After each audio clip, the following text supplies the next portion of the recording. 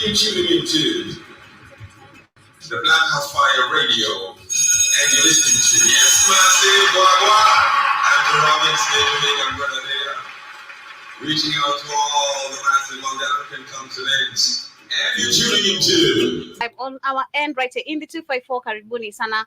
That is Kathy Matete, and the name of the jam is No Retreat, No Surrender. One of my favorites, actually, from one of the mixes I have on my phones, and I really, really love that amazing jam. But Karibuni Sana to the media of the 21st century. This is the Black Fire Network radio station for those who are here for the first time. But of course, to all our amazing returning subscribers and listeners, kindly hit that like button, share this amazing live with your family and friends. For those who'd love to stay educated and connected on what is happening and concerning the African people, politically, religious-wise, and everything-wise, economic-wise, life-wise, everything-wise. And of course, this is where we get to tackle all the problems, the discussions, and news and updates coming from the African continent. Shout out to K. Williams in the building. Shout out to you. Hope you're doing amazing. Shout out to JJ in the house. Shout out to the Vilucci in the house. Shout out to also, I saw someone's comments right here. I saw Aaron. Karibu sana. I don't know what she really meant, but karibu sana to the conversation of the day, and to everyone who's right there, also on the Rumble page, on the show page. Karibuni sana. Hope you guys are having a wonderful day so far. Been a Tuesday. I'm wishing you guys a great day ahead. Today we shall be focusing our conversation on the European or the Western power double standards, but majorly, literally, there is the European Union foreign policy, where I'll be sharing a video coming from the chief who has actually exposed their double standards. And if you try look at majority of the things he's gonna say on this video, it just gives you the answers that you're looking for. How they play, how they point fingers, the blame games, the Hegelian dialectic again, everything just being controlled and run by them. But it's not them, because we know people like the AU, the EU, so many literally organizations, or so many people we have on the front faces of so many organizations, literally are just puppets that are being used, funded to run these projects, but actually don't have that really power that we think and assume that they have. Like the video I was sharing yesterday on the website. In case you're here and you missed out the show, kindly ensure you have our Black Fire Network application. Yesterday we saw the video we were sharing where Bill Gates, people where they see him, or how the lady was trying to explain, he's viewed as a god, but a god to who? Because majority of the people view him as the billionaire, as the savior of the world. People just have money to come and fund and help African people because they have problems.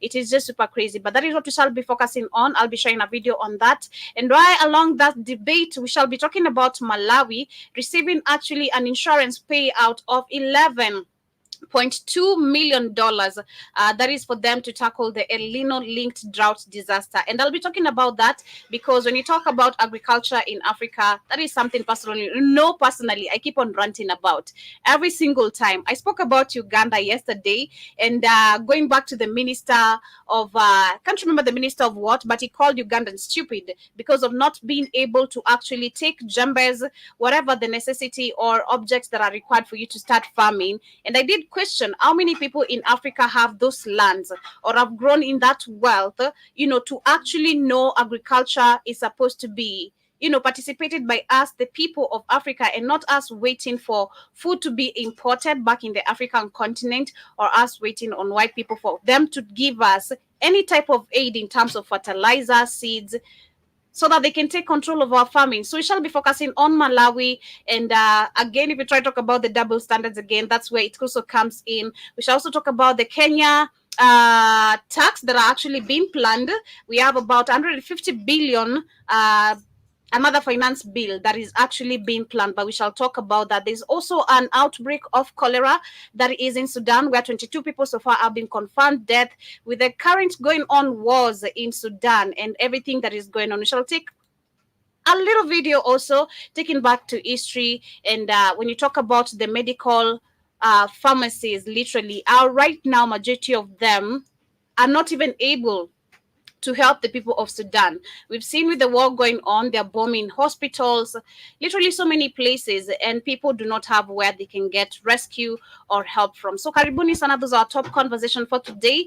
And of course, before we get started, this is for actually Keith, because Keith is a very big hater of dance dancehall, of reggae. And we have Buju Banton, who's actually trying to explain the difference right here between dancehall and reggae. Since I started with an amazing jam by a 254 artist, but with a reggae. What is the difference between dancehall a reggae beat and reggae? Dancehall is where the younger people express themselves. We get more sexualized. We get more slangy. Reggae music is where we speak to the soul. Now, reggae music is what our ancestors and our forefathers left with us to keep us close to the connection to God, because this music wasn't given to us by man. This music was a divine music sent to an island of 144 square miles with a population at that time of nearly 1.45 million people. But their struggles and their tenacity to withstand these struggles was so much so that the Father himself saw it fitting for them to be blessed with a music of their own, to express their ideas and ideology and their pain and their praises. And so reggae music was born by the great stalwarts. First we had Count Machuke, and then we have King Stitch, Big U, the U-Roy, the I-Roy, we have the Bob Marley, we have the Peter Tosh, we have the Burning Spears. And we have countless other groups, the Scatterlights, the Heptones, the Techniques. We had many great stalwarts who came along, who understood the assignment. Yep. So yeah, they understood their assignment. But getting back to one more jam, and of course we're coming back with the quote of the day. Karibuni sana once again. I had to share that. In case you're not a lover of reggae or dancehall, despite it all, I hope you've learned where these two, or the difference between these two. You know, dancehall is sexualized. Reggae is actually so much spirituality. You know, so much spirituality, if there's such a term. But yes, personally, I've said a couple of times, if you try listen to people like Burning Spears, so many people literally from way back, Lucky Dube, they have actually through reggae expressed the history of Africa, the atrocities the white man has committed to the African people, the problems African people have faced when you talk about education, prisons being created, less hospitals, less schools, but more prisons. Someone like Dube, I give it to him that. But this is Conscience with No Retreat. I'll be taking you home. Hope you guys get to enjoy this one. So long, I've been waiting.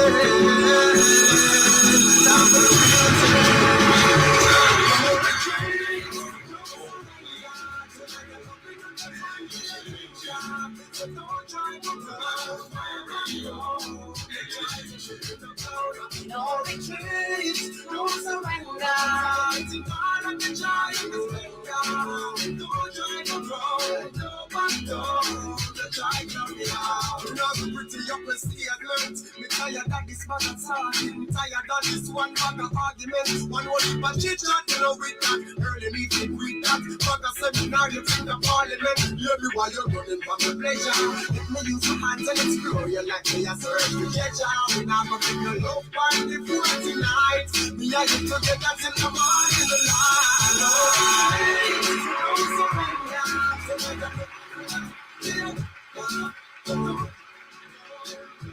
Yes, but of course, Karibuni sana, catch me tonight, of course, on the that is on the website and on the radio station, on the culture show, the baddest DJ you can't afford. That's how they call me every Tuesday and Thursday. You know, I shall be with myself, of course, right here with Kamlesh, where we shall be, of course, scratching the desk, taking it all the way to the island, you know, to South Africa, whatever you want, you know, whatever you want. But anyway, Karibuni sana. This is the Pan African Bliss Show. This is how we get to do it every Monday to Friday from 12:30 to 1:30. Today we're a little bit late, but better late than never. And my quote of today before we get started is I will not waste my time today on people who will not, or do not waste your time on people who will not appreciate you.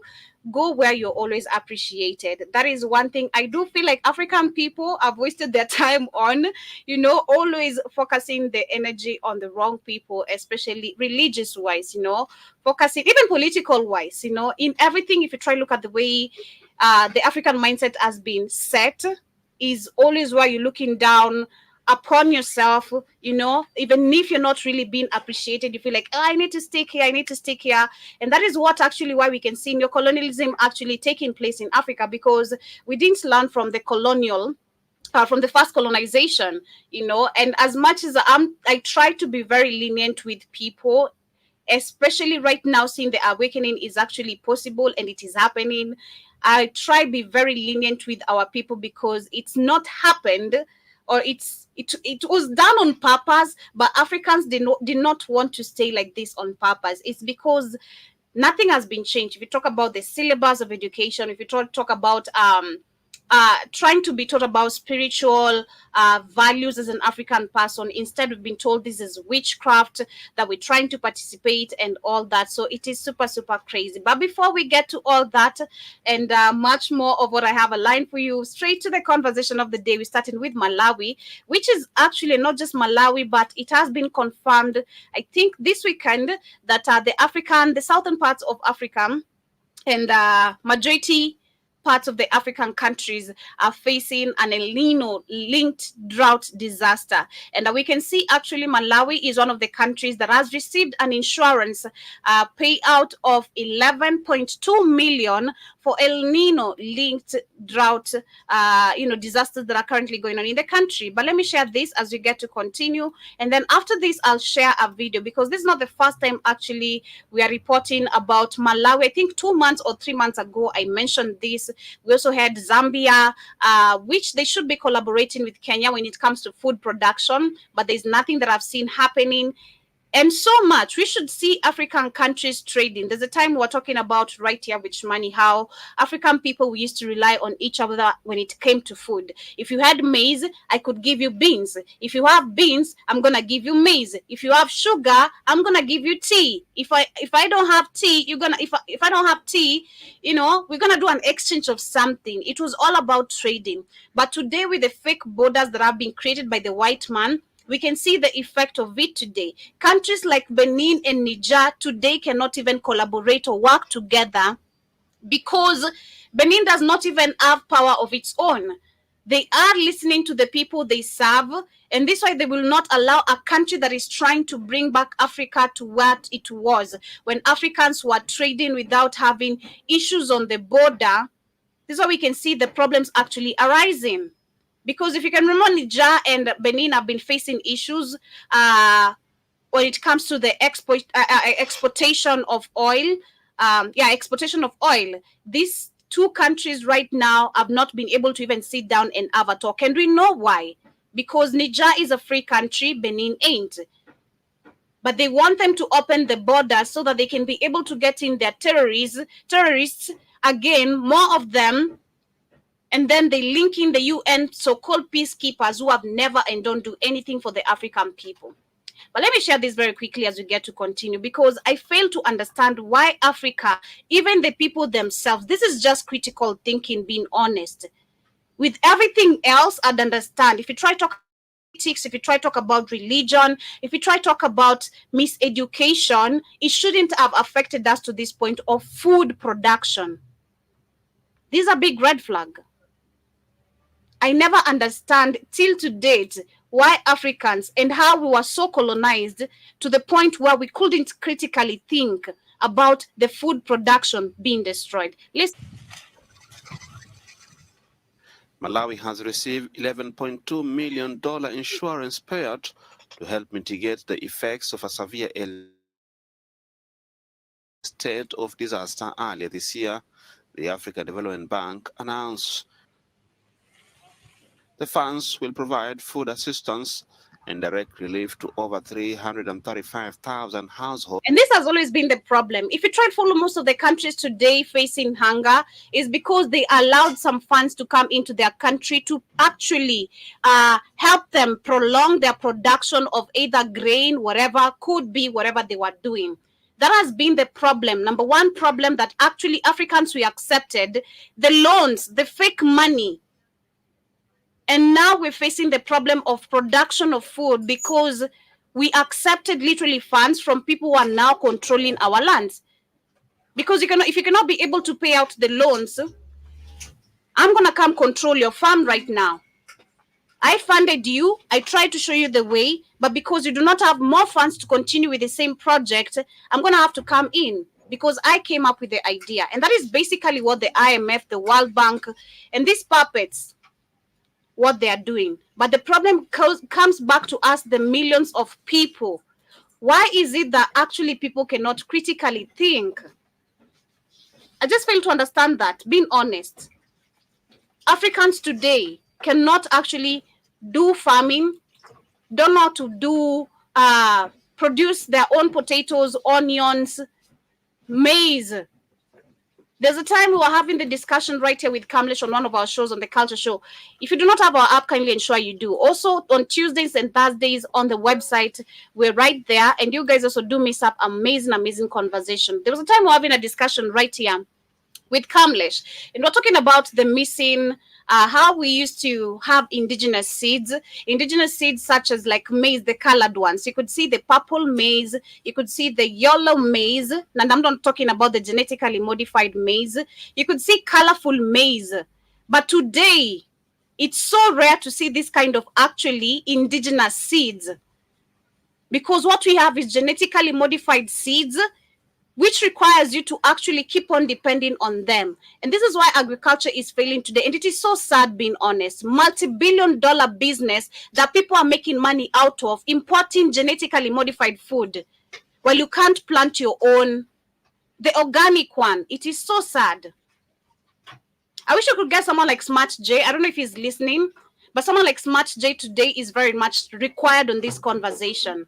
I'm also going to get Wallace very soon also on the conversation, so that it can help you guys, for those probably who are participating in farming, 1, 2, 3 things to be shown or directed on what you can do, what you're supposed to use, what you should avoid. I did debate about this. That was 2 weeks ago, sharing about some of the things you should avoid as an entrepreneur or as a farmer, and the risks you should be actually ready for. You know, businesses are not 100% promised they're going to be, you know, thrilling all the time, like successful. There is failing. There is where the production today, this season, might be so bad. You're going to have to try different type of mixing of manure, not the chemicals, fertilizer they're bringing in, which is actually killing the soil because it's acidic. It is acidic. But listen more.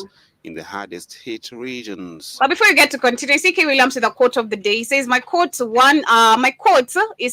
one small positive thought in the morning can make a positive difference to the way you live today. And that's on period, man. It's all in your mind. Shout to HR the Messenger with that song. It is all in your mind. But also C.K. Williams says that create the life you can't, you can wait to, create the life you can't to wake up to. Create the life you can wait to wake up, or the life you can't wait up to wake up to. I didn't get that, K. Williams. Kindly repeat that. President Lazarus Chakwera called the payout a lifeline. I really hate Chakwera, you guys. Like, I think I've said this a couple of times. If there's a president I really hate so much, and I have no reason, but this is one of the reasons, is Chakwera. I really hate the Malawi president, being honest. And hate is such a strong word, but yes, I really do. Because I really don't see anything. He doesn't even try. Not even speeches. He doesn't even try fool the people. I'm trying to make shit work. Not even with a single speech, not with nothing, but taking money. Line for vulnerable populations. The drought attributed to El Nino has devastated crops across southern Africa, where 68 million people need aid. Neighboring countries like Zimbabwe and Zambia have also declared disaster and are seeking international support. Yeah, remember I mentioned about Zambia? And remember Kenya and Zambia did collaborate on 20 acres of land. No, 20 hectares, not acres, 20 hectares of land, while Kenya was giving away 300,000 acres of land to an Italian company. So make that make sense. It is super sad and crazy to see that, again, going back to history. And this is why culture is very important, and traditions. And why, when you go back to my topic of yesterday, the formation of new democracy, why we need inclusivity of culture and traditions, because it is so sad to see that today, even at schools, we do not have the practical skills of participating on farming. Because may I remember, a good example was planting trees. We used to be told, go look for a certain type of tree, come back with it tomorrow, and then we're gonna do the plantation. There was a tree planting days at school, god damn it. Where did these days go? There are really tree planting days at school. What really happened? Now we're talking about the CBC. I can't even, what is the CBC? How is the CBC helping children? If you are a CBC parent right here, kindly let us know. How is a child getting any more knowledge that is going to help them outside there? Because that is what we didn't get as for us. We didn't get practical skills, which you can see the Chinese doing with their children. We barely have that. And this is why when you go actually even outside there, it is just so crazy, man. It is just so crazy. We had tree planting days. We had home science. Home science is where you could be taught cooking, the washing, a lot of bunch of things. But today, I don't even know what children are studying anymore. I don't know. But shout out to Brill in the building. Nice to see you. Karibu sana this afternoon. Hope you're doing amazing. Afternoon to you too. Shout out to Mr. Blackwood Fire. Karibu sana. Thank you so much for tapping the screen. And welcome to today's debate. It is just so crazy. Where did the tree planting days go? Where the home science we used to practice? Like, is it really even active anymore at schools? And what are they teaching if it is active? What are they teaching? This is just so crazy and so sad. But let me share this video right here, coming still from Malawi, and the problems they're facing with their food production. And I wish Africans were taught early enough. But again, we're dealing with puppets. Who allowed all this to happen? But I wish Africans were taught early enough to never accept any funds from anyone. Because personally, I always also love going back to when I was young. When I started seeing lorries pop into our village, very big lorries, taking bunches, like bunch of oranges.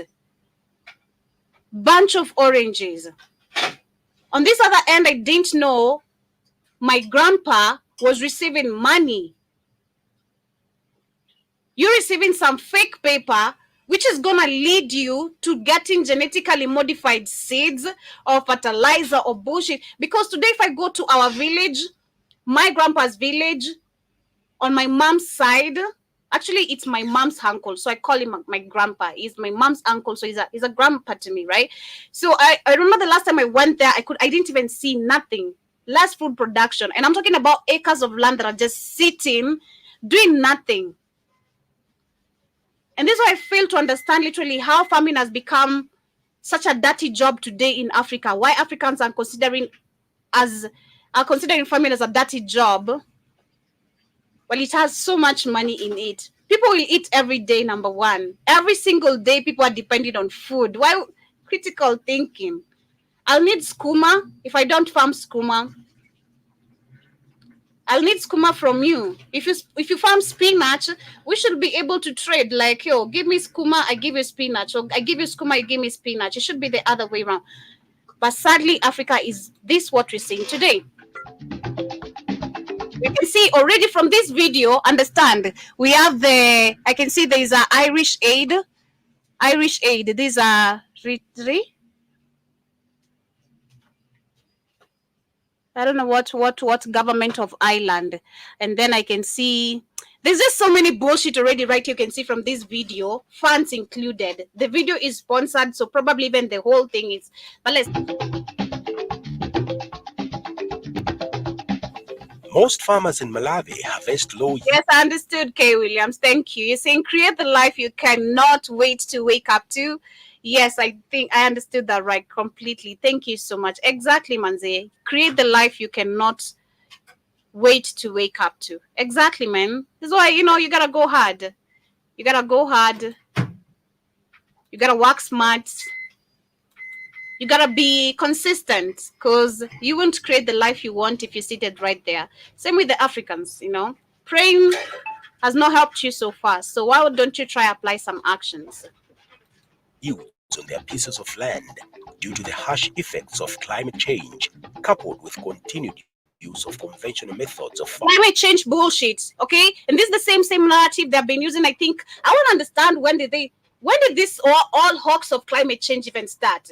Because yes, we can see the summits being held in Africa right now comfortably. They can sit down and talk about the climate changes we have in Africa, while an African person could easily detect the rain season, the sunny season, the windy season, the calm season. Literally, today Africans cannot even tell any of this difference. Tell me if I'm lying.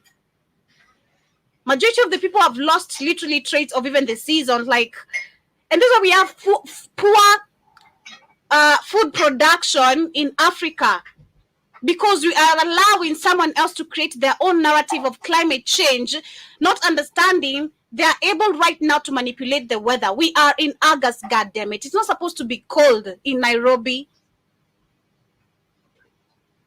Kwani winter season went for how long? So it's only supposed to be July. In Kenya, I know it's only supposed to be only July. August is not supposed to be this cold. But anyway, they're changing the narrative, the thinking of an African person, you know. And again, going back to the fact that we do not know and are not aware of how long they've been controlling or have had the ability of controlling the weather, manipulating the weather. I was talking about this on Friday, where right now, no, on Thursday, where right now they're even launching drones to send them anywhere they want, form any type of cloud, and they can make it rain. Okay, drones. They're using now drones to form those clouds and make it rain where they want. So this climate change bullshit has been the #1 contributor of Africa Africa food production failing, because we've listened so much to the mainstream media, which is controlled by the same people,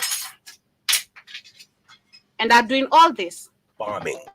As a result, most farm families get hooked in cycles of poverty and remain food insecure. It was for this reason that Concern Worldwide, a non-governmental organization, initiated a project called Conservation Agriculture Phase 2.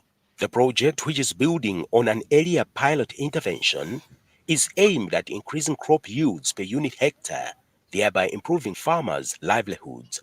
This video highlights success stories of local farmers who adopted conservation agriculture as being implemented in 3 impact districts of Lilongwe. Nah, K. Williams, get out of here. Get out of here. And in Sanje. Stuart G is the I already told you that shit was over 2021. Man, catch up. program coordinator of Concern Worldwide in Malawi. He says conservation agriculture is a climate-smart technique that emphasizes on 3 principles. The first principle is continuous ground cover or mulching, either with live or dead plant matter. Our second principle is rotation, where you try to rotate your main staple crop with preferably a legume or at least some other crop, and that breaks pest and disease cycles. The third principle is minimum tillage. Concern Worldwide. That is this is the program coordinator. Okay, it's called the Concern Worldwide. So it's not a concern about Malawi. It's a concern worldwide. The same way they have the climate change nonsense. It's a concern worldwide. Okay. It's a this is a white man giving Africans advice. I would not even if I was so misinformed. Trust me. Even if I didn't have the information I have today, there is nowhere where a white man will tell me they know better than I do. There is nowhere. In farming,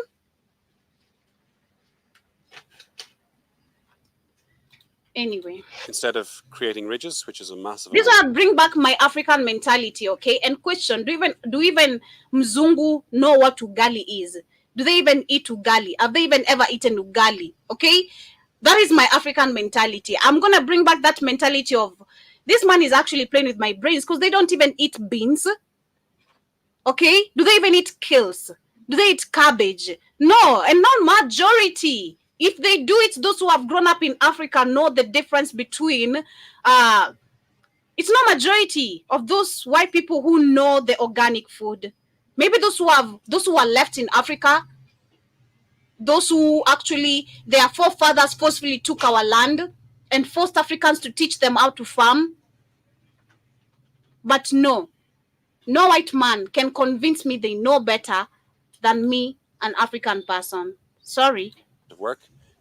You don't need to create ridges. You can plant directly on top of old ridges, or you can create small basins, which you reuse every year.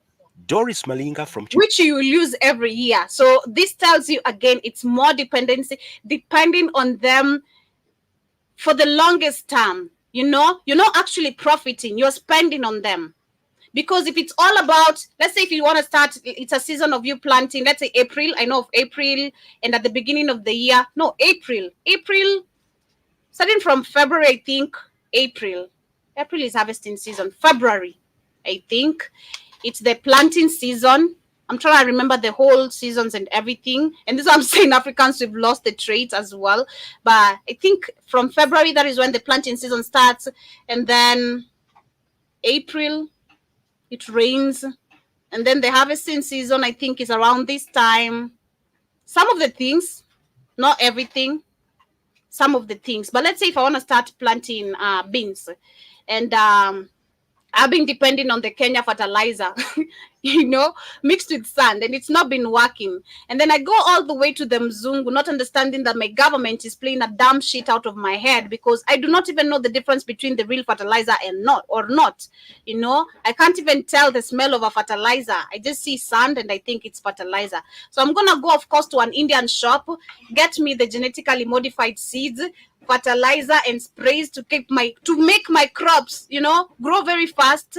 And they do encourage you, business, it's business, so they're gonna of course tell you how this is gonna grow so fast, how helpful this is to your seeds. You do it the first season, the second season you are impressed, and then the third season you go back to your normal farming. You don't want to depend on these genetically modified seeds anymore. You try go back to your left organic seeds, but the soil is already damaged. So you're going to have to go back again to the Muindi, okay, to the Indian shop, ask them like, hey, I've tried the biochemical, it's not working. What can I do? Oh, you need more of this fertilizer, goddammit. So this is just a lie, man. This is a scam, a very big scam. Even with the wars going on, trust me, we should be able as a continent to transport food to Sudan, to Congo, to so many countries facing food drought or food, they need food aid. Malawi, we should be coming to a rescue. Zambia. I don't understand why Kenya got a land in Zambia. We should not be actually calling on Bill Gates, waiting on the Melinda Foundation, Bill Gates Foundation. We should not be waiting on any white man to come give us any help. You should not be listening to your president. Like the minister of Uganda said, we're stupid.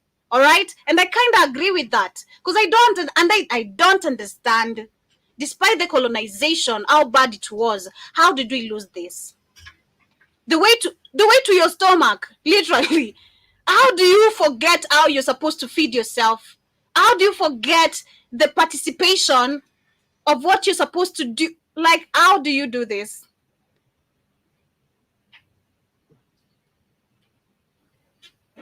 Personally, I loved this about myself when I was really young. I was never allowed to participate in farming, like actively, like take a djembe or be on the oxen, pushing the oxen and all that. I really loved seeing it happening. I wanted to participate, but I was never allowed to participate. But through observation, I used to use the back kitchen. I think I've said this before. I used to use our back kitchen in the village and plant my own tomatoes, because I loved eating tomatoes a lot. I loved eating tomatoes, and today I can't take tomatoes at all, like raw tomatoes like that. I can, but I'm not really a fan like when I was a child, because I ate a lot.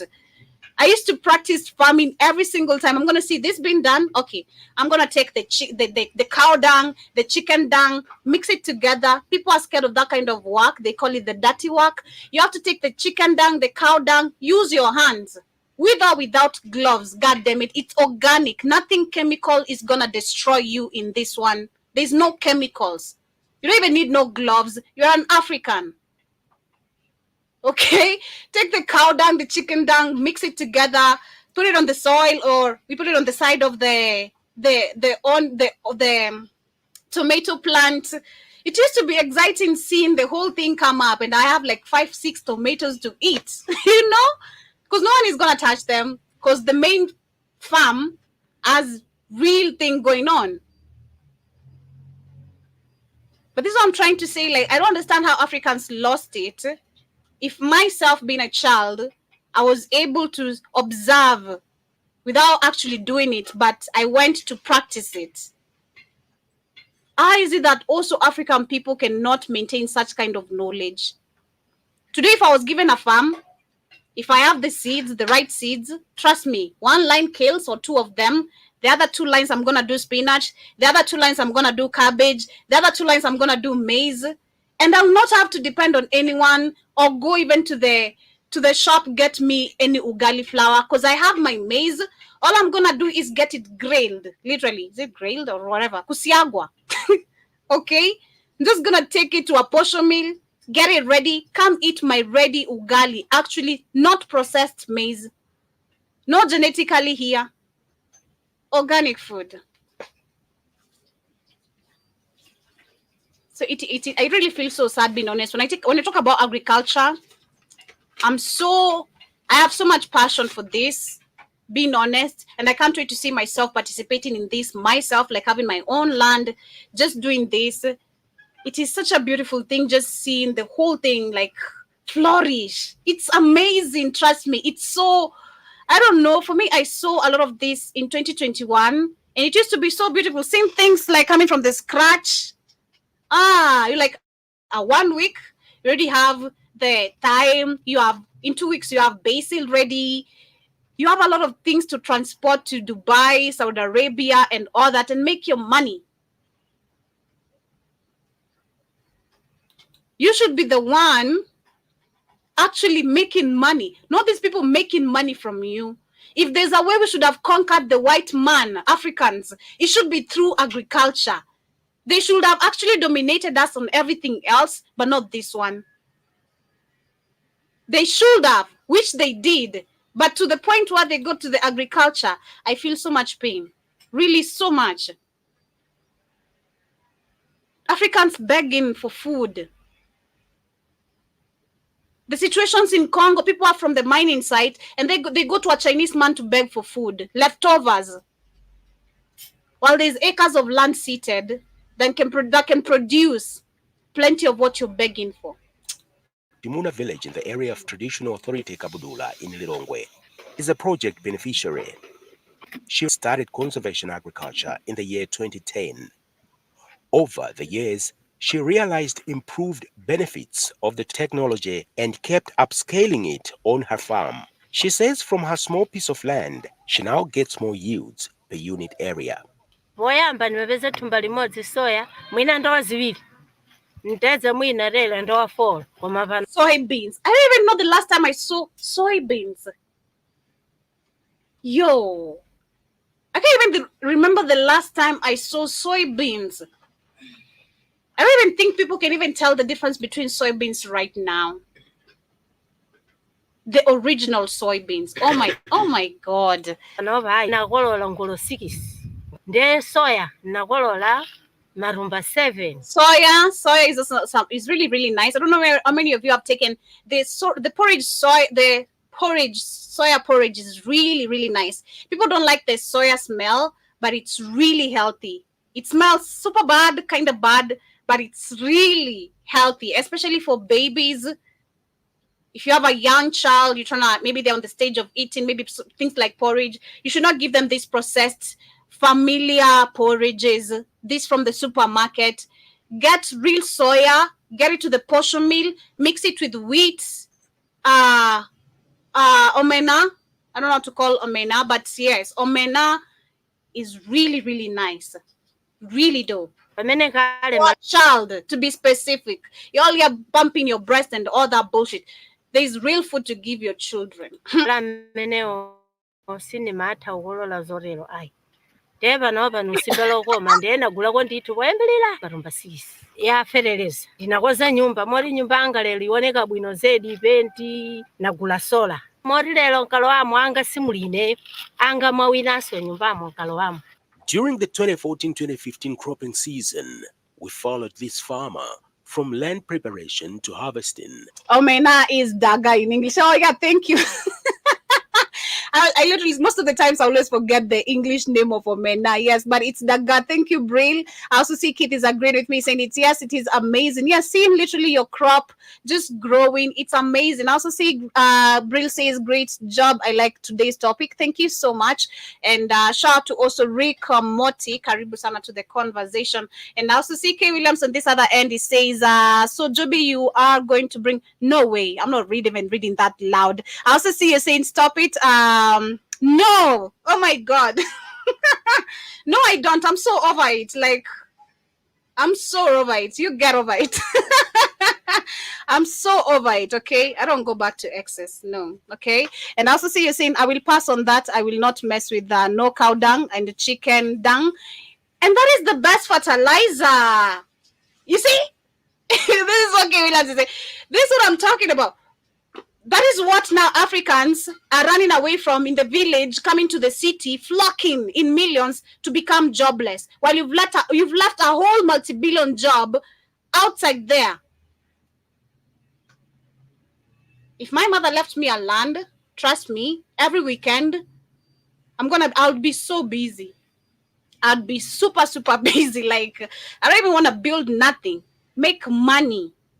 Okay? We shall build later. Let's make money. Let's get more lands. Let's produce food.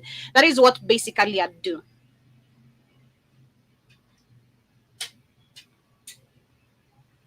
You see, now Africans are walking away from the cow dung and the chicken dung. K. Williams, is why we have our soils being damaged, because you're going to the Indian shop, remember, okay, to get that fertilizer. After 2 seasons of your production getting genetically modified food or chemicalized acidic food, however you want to call it, you come back to your normal farming, trying to use the chicken dung and the cow dung, and you see it's not working. So you'll have to go back to that Indian shop again, my friend. You'll have to go back. And then you'll have to spend money. So will you spend money, or will you use free shit that the chicken and the cows are giving you from just eating grass? You know, it is crazy, man. But I also see you saying that, Joby, I talked to your father and he said, leave my father alone, wherever he is. I wish him the best. But I also see Mr. Blackwood Fire says, yeah, we will. Let me talk to Wallace. About that. Yeah, let me talk to Wallace about that, because even with whatever you're talking about with Demore about the beekeeping, I think that you'll need a space of your own. You will need a space of your own, because I don't know. Either Demore can lead us or Wallace can lead us, but we're gonna see. But being honest, farming your own food family is so dope. It's super, super dope. I remember, shout out to Demore, when he was talking about the beekeeping and the honey production. Personally, I've also grown up seeing that. In our village, at my mom's village, I've grown up taking a lot of honey, like a lot of honey. And the first time I remember I tasted the honey alcohol, I was in class 3. I was in class 3, and I was really curious personally, because they didn't want children to touch it. So I went, took a cup and ran away with it to the backyard, and I tasted it. It was really, really nice. Not getting drunk, actually. I think because I was a child, I didn't take a lot, so I don't know if it really makes you drunk, but I really liked it. It just tastes nothing but just honey. Like, it's so nice. Super nice. That was the first time I saw the honey alcohol, you know. So there's a lot of things that you can benefit from farming, and you live healthy. When we're talking about yesterday, eating correctly, why they want to mess up with your pineal gland, and you coming, you know, to keep you coming back, right, is because of the foods we're eating. Literally, the reason why we have the age life of African people being reduced to now seeing young people dying because of cancer, diabetes, so many diseases, is because of the foods we are also consuming. Personally, lately, I'll ensure most of my food has kales and spinach. I really don't like spinach, but I really ensure no matter what, my food has kales and spinach. Okay, whether I'm taking beef, whether I'm taking liver, whatever I'm gonna eat on the side has to have greens. That is just me for me, and I'm gonna ensure once a week I'm eating also fruits. Okay.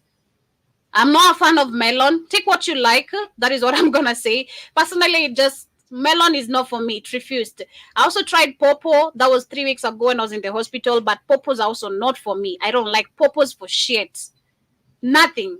A lot of the things that I ate when I was young, I don't like them. I don't like strawberries for shit. Okay? Because I grew up seeing strawberries falling every single time, like the dark berries, the red berries. I've grown up with plenty of food. So today when I go to the village, especially my mom's side, and I see none of this happening, it kind of breaks my heart. As much as I saw my uncle is really still participating in this. There's a video I posted on my Instagram when I went to the village last time. I showed you guys there was wheat. For those who follow me on Instagram, there was wheat, there's maize, there's my brother brought me some from the village as well. I'm not even cooked. We call it nzo, mbazi. I don't know what's mbazi in English, but I'm gonna check that for you guys. I have plenty in the house. I've not even cooked, but I saw literally a lot of food production, still being participated, but not by so many people. Okay, not by so many people. One thing that shocked me is when I went to get eggs at the shop. Eggs are actually very expensive in the village than in Nairobi. And I'm like, God damn, are you even crazy? I was shook. I was like, are you serious? An egg is 20 bob, one egg, and in Nairobi is less than that? What do you mean? You guys are the ones supposed to be selling eggs at a cheaper price. Why is it that it's so expensive? Where are the chickens? But it takes me back to again when I was growing up. The broiler chickens were a business. Actually, I remember the uncle I was staying with was doing the broiler business. He was our egg supplier, the chicken supplier, but of course, keeping also the chickens. Do you remember? Shout out to Keith. Keeping chickens also, if you don't have the right information, they might all die. So I think that's what happened. If I can try remember, they started dying. And then there were so many, because he had so many in one house. I do believe they do need space to breathe. But there were so many flocked in one place. They need to be, hygiene has to be kept as well. If you are keeping chicken, you have to regularly clean their house. They need lighting. Shout out to Wallace as well for teaching me a bunch of things. There's a lot of things that actually are required when you're keeping chicken. So I don't know why there's less production of eggs in the village, but that's something I'm gonna maybe have to follow up and see what's going on, because I don't understand where are the real chickens not producing eggs, and if not, where the broiler businesses also went, because that is one thing I grew up with. I grew up eating a lot of eggs. Today I also don't like eggs, literally, as grown as I am. I'm gonna eat eggs maybe once a while. I'm not really a fan of eggs at all. Bunch of things I don't like I've eaten when I was young. In order to learn the step-by-step procedures of the technology, ironically, the season was characterized by erratic rainfall, and most crops failed. Stop joking. Okay, Williams. Miserably due to the prolonged dry spell. However, the story is different for farmers who practiced conservation agriculture. Fatness Chiwutie, a farmer in Lilongwe, is another typical example. After planting her crops with the first rains, the area experienced a dry spell for almost 4 weeks. When we visited her at the peak of the dry spell, the crop stand. And this is why water irrigation is very important. Sometimes, as a farmer as well, before you start farming, you have to look to at a place where I don't even know where all this information is loading, but you take it, okay? Okay, I'm just giving you guys what I know, the little I know. But you have to look for a place where the water supply, there's no problem. You can't go to a place like Nakuru where there's that white cracker who's actually owning the biggest percentage of water, and you're there farming, waiting for him, waiting for you to go pay so that he can provide water at your province or at your village or at your home. That is a no-no. You know, you have to look at a place where there's actually plenty of water.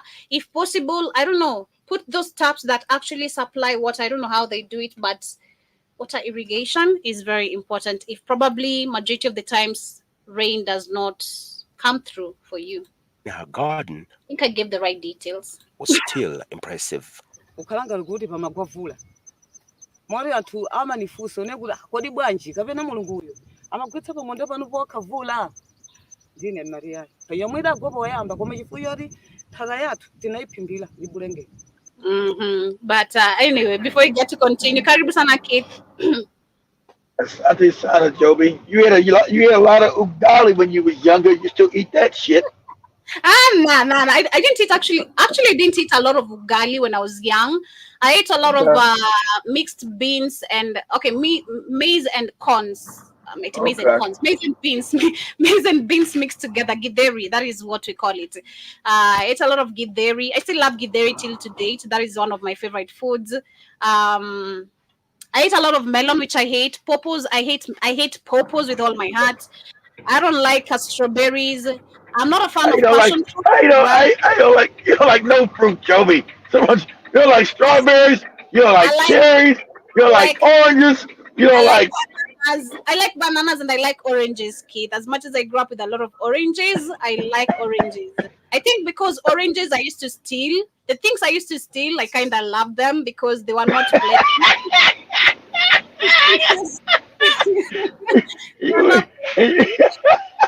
You was always doing some shit too. The things I stole, I think I left them. Yeah, the things that I knew I didn't have access to are the ones that I used to steal a lot, and some of them I love, some of them I don't. Like the melon, we had them in plenty, but we were not allowed to take. So I used to steal a whole full melon and go eat it somewhere, and then come back. You know, then the goats and the cows do it the cover of the melon, right? So you're gonna give it to them. So nobody's gonna know. It'll cover the husk. No one is gonna know. Yeah, but we're talking about agriculture, food production, and what is happening in Malawi. What Joby said is correct. I don't know how Africans understand. Agriculture makes you rich. Everybody eat every day. So food is a non-depressionary business. No matter what's happening in the economy, people still gonna need to eat. So it means your business is always still gonna thrive, even when the economy's fucked up, because at the end of the day, people need to eat. I deal that Africans were taught that that's not a dirty business and don't understand that. It's absolutely crazy to me. It is crazy. It is crazy. But I was sharing this video right here coming from this Malawi local farmers who, of course, they have received some aid from some white people who are calling it are they calling it a concern worldwide program. Concern for these niggas. Let's get their land. You see the farmers in South Africa and Zimbabwe. They don't give them. They farm. They didn't think it's a dirty business. That business made them multi-millionaires. Exactly. You don't see them talking about. You don't hear the farmers in South Africa say, "Yes, let's give up our farms to these niggas and move to the city."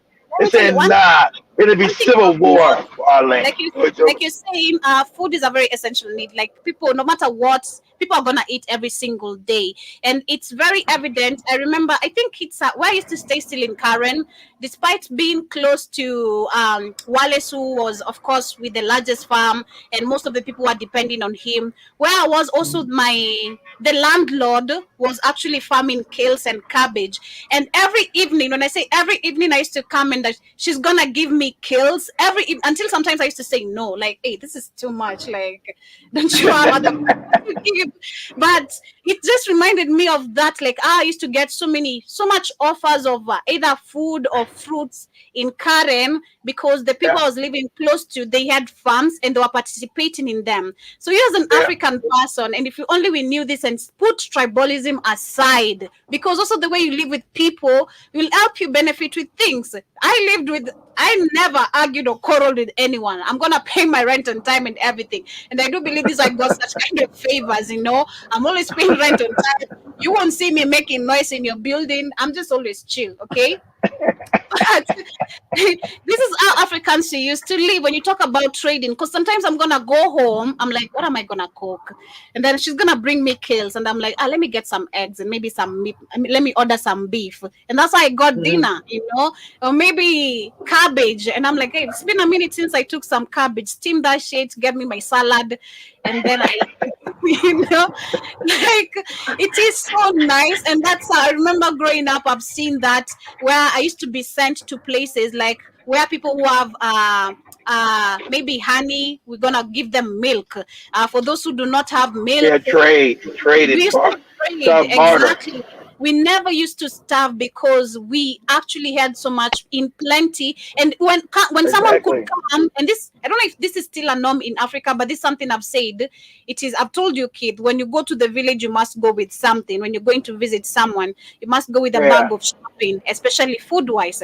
That is how Africans who used to welcome each other in our villages. I don't know if it's still a norm, but you wouldn't go to anyone's house without a kiondo. It's called kiondo. You carry it like this, whether you have maize, beans over Okay.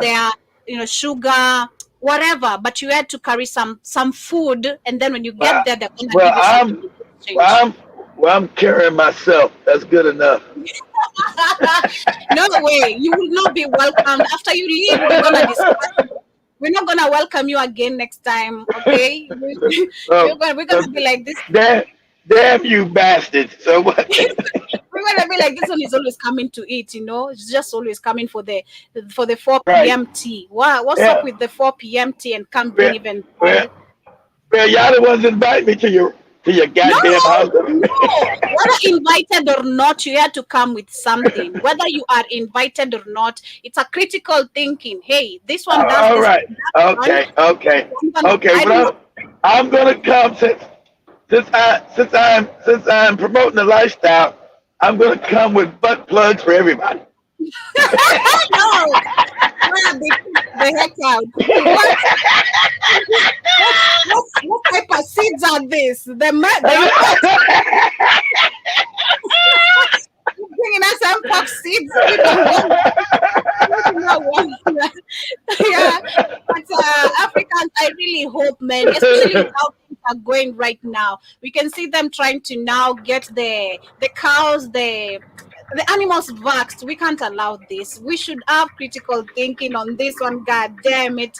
You should not allow any of this. No one. And this is why we've had battles in some places like in Sudan, in You're the right. northern part of Kenya, because of cattle. Cattle keeping is still a thing, especially the Maasai people have given that. Of course. They value their cattle so bad. We have some Yes. regions who still value That's their their herds. culture. That's their culture.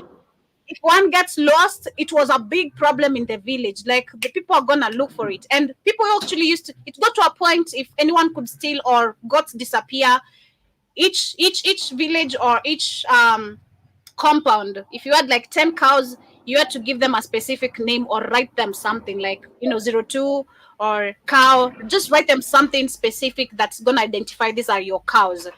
Because if it gets lost, that used to be a problem. If it's found in your village, you are a thief. Even a chicken. How did a chicken not come to my house? Chickens do know by 6 p.m. they're supposed to be in their house. What do you mean they came to your house?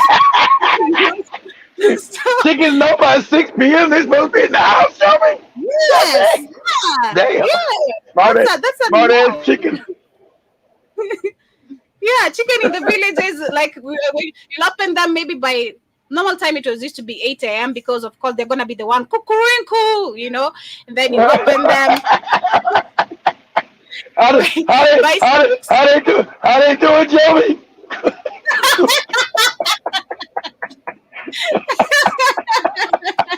Then by 6 p.m. open their door. They're gonna get into their house themselves. Like you don't need to throw maize or force them. They're just gonna find themselves in the house. All right. Cool and Yes. cool.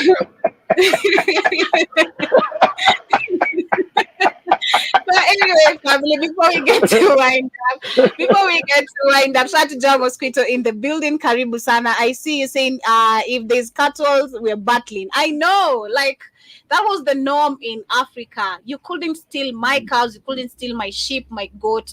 That used to be a very big problem. And if you find it, you have to bring it, and someone is gonna give you something. You could walk away with a glass of milk, maybe maize. It used to be a token of just appreciation, because someone is gonna be worried, oh, something is lost, 1, 2, 3, you found it's 9. They're supposed to be 10 though. So that is how I've seen this growing up, and it was really, really beautiful. Trust me, especially, I loved taking care of cows. That was the farming I was allowed to do at 4 p.m. and early in the morning, and at 4 p.m. after the cows have been milked, you're gonna take them to eat, take them to grazing, and then at 4 p.m. till maybe 6 p.m. take them to grazing. So that's the time you get to steal, of course, some fruits, because you're busy in the bush somewhere. Nobody's seeing you. You get into the farm, take and come back, take care of your cows and goats. So it used to be really, really Busy in the dope. bush. Oh no, Yeah. that sound kind of nasty. No, I'm busy no, in the not like bush. that. Not like that. Not like that. Not like that.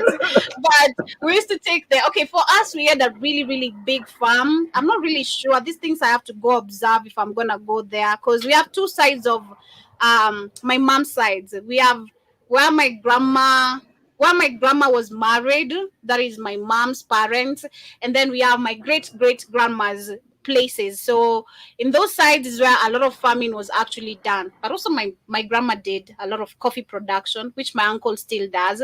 And actually coffee is very expensive in the village. God damn it. I was told something, this half of this phone, it's $10 in the village. It's really, really expensive, like coffee, because that is not even processed coffee. So you have to go find where you're gonna process it and all that. So it's really, really dope. I wish all that can be brought back to life by African people. Teach your children. I loved when we used to go to the farm, then you're warned to don't do this, but you're doing. It used to be super, super amazing. Watching the cows graze with the oxen and all that. It used to be super, super nice. But today, I wonder if even we have oxens. But anyway, family, as we come to the end of today's conversation, on the last one is about Sudan, which I just mentioned right now, but it's going through a lot of crisis. And that this takes us again still back to cultural and traditions. How did we used to tackle our diseases? We spoke about this on Monday when we're talking, no, Monday, was it yesterday? When we're talking about the monkeypox, the whole thing, and trying to see where it came from. And Africans never had diseases. But when you talk about cholera, it's actually something that I do believe they can deal with, but they don't want to deal with. They have purposely allowed Africans to be living in stagnant waters like Nigeria. God damn. And those people even Exactly. swim in that water. Like Nigerians, do you even love yourselves? Do you love your children? How do you allow a child to swim on that water?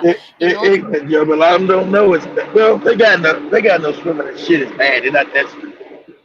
But that's how poverty works. The African accepts it. So instead of fighting and overthrowing governments, Africans the only people I know like that will accept this living in fucked up conditions, like the people in Quebec. Who accepts Mm-hmm. living like that? It's not Mm-hmm. normal to live all fucked up like that. Yeah. But let me share this as we get to wind up. A new challenge for Sudan in the midst of a 16-month conflict between the military. A new challenge for Sudan in the midst of a 16-month conflict between the military and a paramilitary group. Health authorities have declared a cholera epidemic. They say nearly 24 people have died and more than 300 cases of the disease confirmed across the country in recent weeks. Cholera is a highly contagious infection transmitted through ingesting contaminated food or water and can kill within hours without treatment. The conflict in Sudan has further battered an already weak healthcare system, displaced more than 10 million people and pushed many into starvation. Seasonal floods in recent weeks have exacerbated the situation. Dozens of people have been killed and critical infrastructure has been washed away in 12 of Sudan's 18 provinces, making access to clean water difficult for many. On purpose. It is all on purpose. They controlled our water. They control our waters. We've seen them damaging our waters, not only using chemicals. So what more do you expect good for them to bring to you? Nothing. And this is where Africans, we have to realize the saving of our own people has to come from us. Saving of our own lifestyles has to come from us, because it's been decades, being honest, it's been decades. And this, I want to share this video as we come to the end, which talks about the double standards of white people, how they have been operating. This one, of course, they're going to mention about the current situation in Israel, Palestine, Iraq, what they're trying to do, but it's the double standards.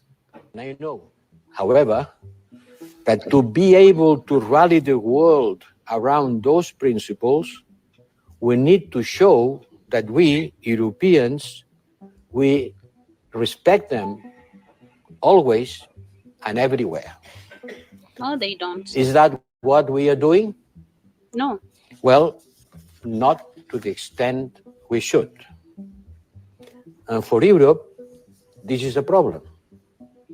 Wherever I go, I found myself confronted with the accusation of double standards. I used to say to my ambassadors that diplomacy is the art of managing double standards. Certainly something difficult, but it is about to manage double standards. But the fact is, people around the world have not forgotten the war in Iraq. Even if some European Union member states did not participate, others participated with a lot of enthusiasm, and others withdraw quickly of this war. This is the case of the country I know best. And what is now happening in Gaza has portrayed Europe in a way. This is the European foreign policy chief. That many people simply don't understand. They saw our quick engagement and decisiveness in supporting Ukraine and wonder about the way we approach to what is happening in Palestine. Yeah, but in general, they never solve anything. Everything is just all about themselves. As much as it's like, have we done our best? Da, da, da, da. They've not even tried. They don't even try do anything to their level best, helping anyone in any situation. They're the ones funding. Like I was saying again, they're the front faces of all these agendas, being controlled by those who control the world. So it is so sad. The Africans, we have not grown up with this information, but I'm also glad to see that people are actually getting to know what is happening, because you can see people talking on TikTok about the current situation in Sudan, the current situation in Congo. As much as the mainstream media was not going to say it, we have people who are actually there physically and they're talking about it, they're recording videos about it, we're getting real details about what is happening. So it's where we need to understand again. And shout to a friend of mine, I was asking them yesterday, what is their thought about Palestine? And they're like, man, Palestine can kick rocks as well, because they're right now trying to point fingers at Africans. So it is crazy, but I'm glad that we are understanding literally things out there working right now. We're no longer, I don't think anyone who's calling us docile, is them docile, because their docility is not helping them see that Africans are waking up. Everyone who's calling Africans docile right now is because they were not ready for the awakening of Africans, which is actually happening. All right, that is what I said, and I said what I said. But anyway, much love, family. We're coming to the end of today's conversation. K. Williams, I see you saying honey and Hennessy is your favorite drink. Imagine I don't even like Hennessy for shit. I would never, ever waste my money, ever getting that.